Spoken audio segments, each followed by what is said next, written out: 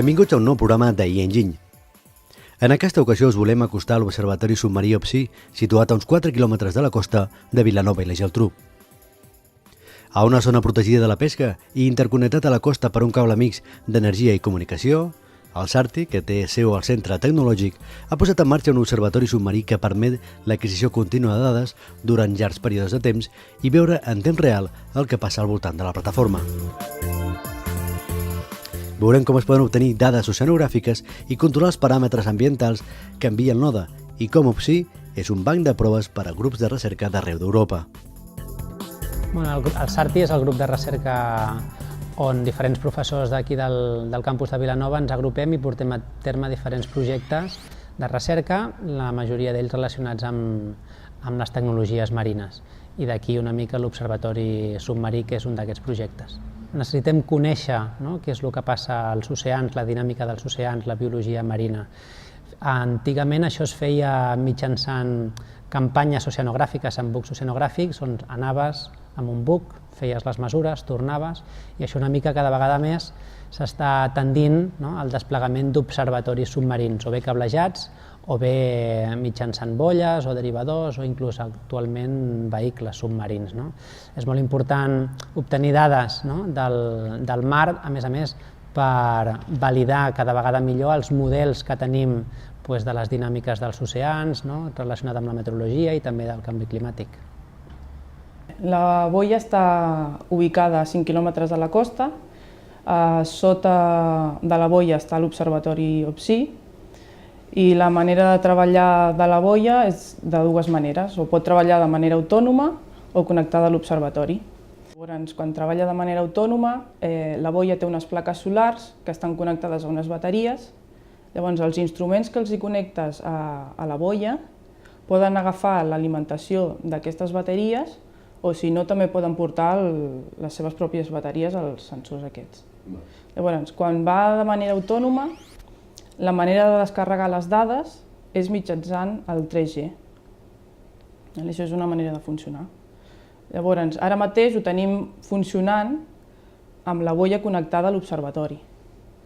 Llavors, quan connectem la boia a l'observatori, és l'observatori el que els proporciona l'alimentació als sensors. A la boia tenim una estació meteorològica amb GPS i una càmera de vídeo. Això sempre està connectat així. Quan utilitzem la boia de manera autònoma podem instal·lar fins a 3 sensors més i quan està connectada a l'observatori fins a 5 sensors més. O sigui, hi ha unes petites diferències. Tenim un programa fet amb LabVIEW i en el qual podem visualitzar l'estat dels instruments, si estan apagats o encesos, i podem actuar sobre ells. Per exemple, en aquest cas, connectaríem l'instrument 1 o el desconnectaríem. A més, aquí tenim la mesura de tensió i corrent quan s'utilitza bateria o quan s'utilitza l'observatori OPSI.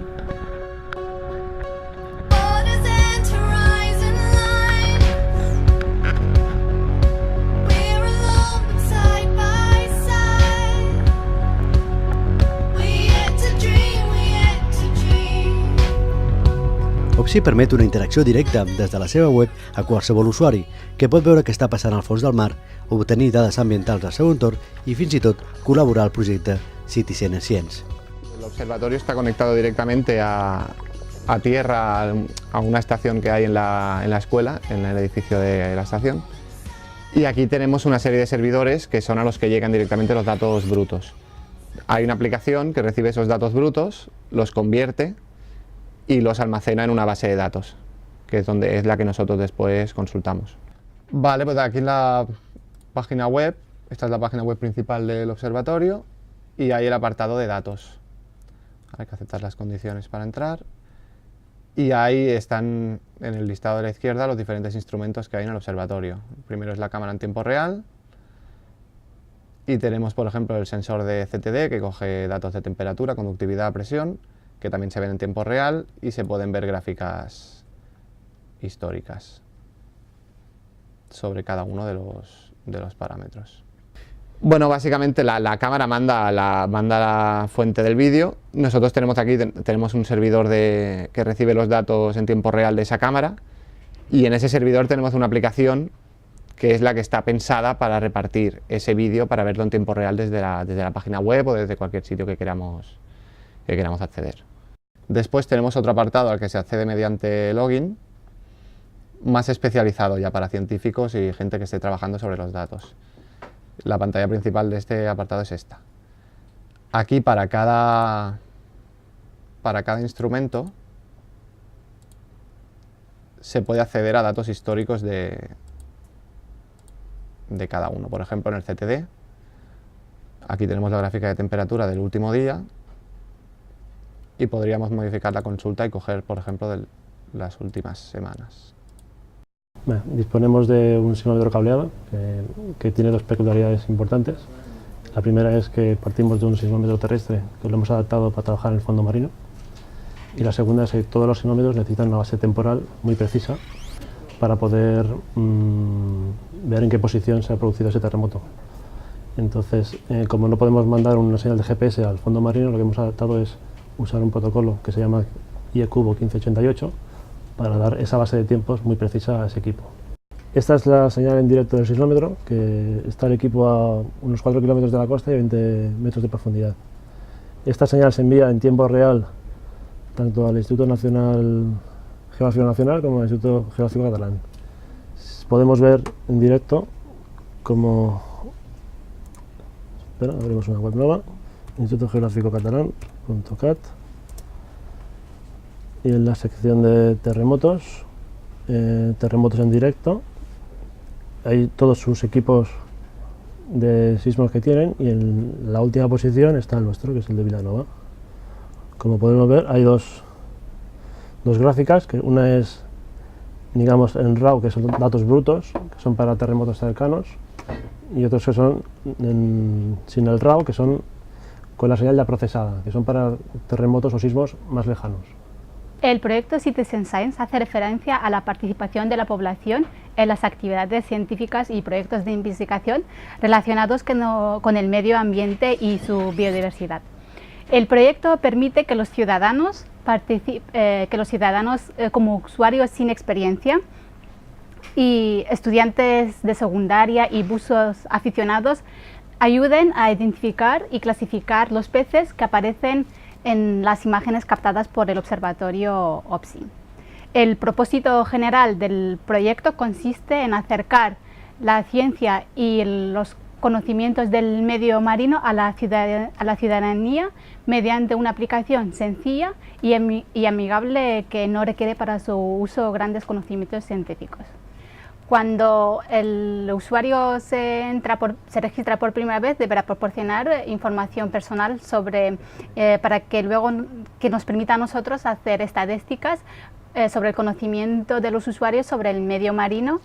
Una vez está dentro de la aplicación, el usuario tiene la posibilidad de empezar con una opción de formación donde se encuentran vídeos registrados previamente por el observatorio y analizados por los científicos del CSIC, o entrar a la opción de investigación donde se accede a la cámara del observatorio en directo. Después de elegir la opción, a la que quiere el usuario trabajar, se empieza la fase de identificación del pez. Entonces, cuando el usuario ve el pez que quiere identificar, hace la captura y le sale el listado de los peces identificados por los científicos que habitan la zona. Él deberá elegir entre estos del listado el pez que corresponde a la captura, y va a al siguiente paso, donde debe indicar las unidades que hay en la captura. En este caso tenemos uno. Vamos al siguiente y último paso, donde nos sale el resultado, donde nos indica que hemos acertado, en este caso con el pulpo, pero también nos indica el listado de las especies que actualmente encuentran en esta captura. En general de todas las edades, desde niños, porque hemos participado en algunas filas aquí en Vilanova, y la participación de los niños ha sido, digamos, ha cogido el gran rango. Pero también hay buzos aficionados que también se conectan a la cámara i participen en este projecte. I s'ha creat una activitat on hi participen professors tant de secundària com de primària, i la idea és que durant tot aquest curs vagin definint, desenvolupant una unitat didàctica que després, posteriorment, es publicarà a la web del Centre de Recursos Pedagògics perquè qualsevol escola que estigui interessada la pugui fer servir. Bé, la idea seria que fessin servir totes les dades que ofereix l'Observatori. Aleshores, hi ha la part més d'identificació d'espècies que es creu que seria més adequat potser per la gent de primària, les edats de primària. Cap a la secundària, a nosaltres ens interessaria que poguessin desenvolupar una unitat didàctica fent servir ja més les dades tècniques que es recull, temperatura, salinitat, conductivitat. Creiem que a secundària ja poden treballar més amb aquestes dades i fins i tot fer potser algun treball de recerca. S'inaugura al Cosmocaixa de Barcelona una exposició sobre la Mediterrània. I en aquesta exposició hi haurà un racó sobre el que és la recerca en el mar Mediterrani i hi haurà una pantalla tàctil amb una aplicació on explica el nostre observatori, l'OPSI. I des d'aquí la gent podrà conèixer els diferents instruments connectats a la plataforma i a més també podran connectar amb la càmera en directe i capturar imatges des d'allà.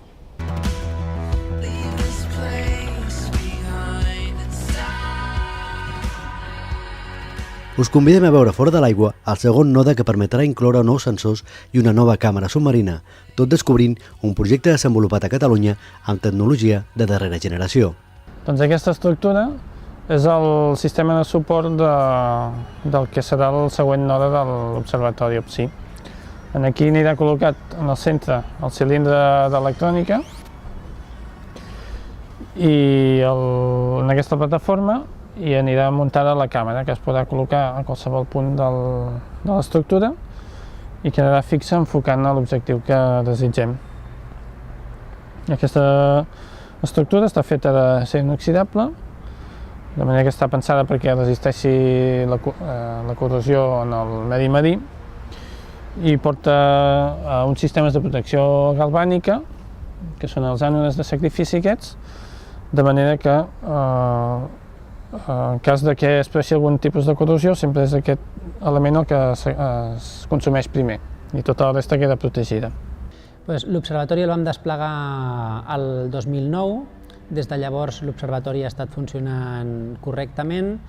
A dia d'avui hi ha tota una sèrie d'instruments desplegats i de futur ara tenim l'extensió de l'observatori amb un segon node que ens permetrà connectar fins a 8 instruments més, perquè actualment l'observatori actual ens permet la connexió de fins a 8 instruments. Amb l'extensió del nou tindrem un total de 16 instruments i amb el nou observatori també hi ha el desenvolupament d'una nova càmera de vídeo submarina que també es desplegarà. I és una càmera de vídeo IP, de videovigilància, i el que hem fet és dissenyar tota una carcassa externa que permet aguantar fins a 300 metres de profunditat. I aquí podem veure, per exemple, s'han encès els focus, també hem dissenyat 2 focus LEDs de 35 watts cadascun d'ells i serveix per il·luminar l'escena. Després aquesta càmera també incorpora unes escombretes, que és aquesta escombreta que podem veure aquí, i el que ens fa és netejar el vidre de davant, perquè no se'ns hi acumuli porqueries o biofoli. I una altra característica que té aquesta càmera també és que hem incorporat 2 làsers paral·lels a dintre i això ens permet el que és mesurar el tamany de les espècies. Aquí podem veure com es mou. Va connectada amb un connector, va connectada al que serà el futur node 2 de l'OPSI, radiant les connexions, i remotament podem controlar tots els diferents mecanismes que he explicat, tant el moviment de l'escombreta com l'encesa dels LEDs i la potència que volem que facin els LEDs, l'encesa dels làsers, etc. Això des de terra, amb un programa, ho podem controlar tot ho podem programar-ho. Aquest aparell que tenim aquí és una càmera hiperbàrica que fem servir per fer les proves d'estanquitat dels diferents sistemes que anem a muntar en l'observatori submarí. En aquesta càmera, que té 1,5 metres de llargada i 80 centímetres de diàmetre, podem provar qualsevol instrument per veure si resisteix les condicions que es trobarà després en el medi marí. Aquesta és la part d'electrònica de la nova boia, i la qual té una placa de control. En aquest cas hem utilitzat un Arduino, i aquest control el que fa és poder donar alimentació o treure-la als instruments que estan connectats a la boia. Aquí tenim la part del mòdem 3G. I aquí tenim un switch que quan està funcionant a l'observatori s'envien les dades per Ethernet per aquest switch. Això aniria així. Aquí s'han de fer els forats, aquí anirien 5 instruments i aquí 2 instruments, el cable de l'OPSI, que va aquí, i el cable de les bateries. Aquest aparell que tenim aquí és un correntímetre Doppler.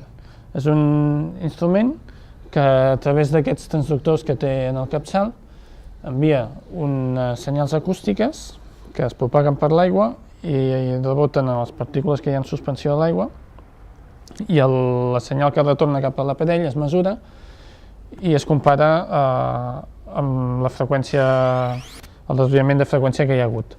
A partir d'aquesta informació, l'equip és capaç de determinar la velocitat a la que es mou l'aigua.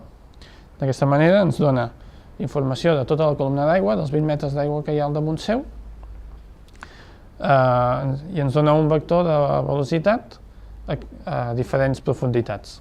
Això que tenim aquí és el nou node que muntarem en l'observatori. És una còpia del que ja tenim actualment. És un cilindre que hi ha l'electrònica necessària per poder alimentar diversos instruments, fins a 8 connectors que tenim en el cilindre, i els equips de comunicacions per passar la informació que venen dels instruments, convertir-la en la senyal òptica que arriba al cable fins a terra. I a més hi ha un sistema de control que monitoritza l'estat de tot el sistema. Mesura la temperatura, la pressió interna, la humitat, mesura el consum de cada aparell que hi ha connectat, i d'aquesta manera podem tenir un control precís de què està passant, si un instrument funciona o no funciona, o com està tot el sistema en general. La vinculació amb les empreses és totalment directa, no? Hi ha una vinculació molt estreta amb les empreses que estan en el sector del desenvolupament de la instrumentació marina. Hi ha empreses, hi ha projectes europeus on hi col·laboren empreses pel desenvolupament de nous sensors, de nova instrumentació, de nous equipaments que després han d'anar principalment a observatoris més profunds o bé inclús a vehicles submarins, i tota aquesta instrumentació primer ha de passar una fase de proves, i és aquest període on nosaltres tenim la nostra feina, en recollir tota aquesta instrumentació i provar-la amb el laboratori. Llavors l'objectiu és mantenir aquesta infraestructura perquè actualment s'està utilitzant com a plataforma de proves perquè altres grups a nivell estatal i també europeu venen a provar la seva instrumentació a l'observatori.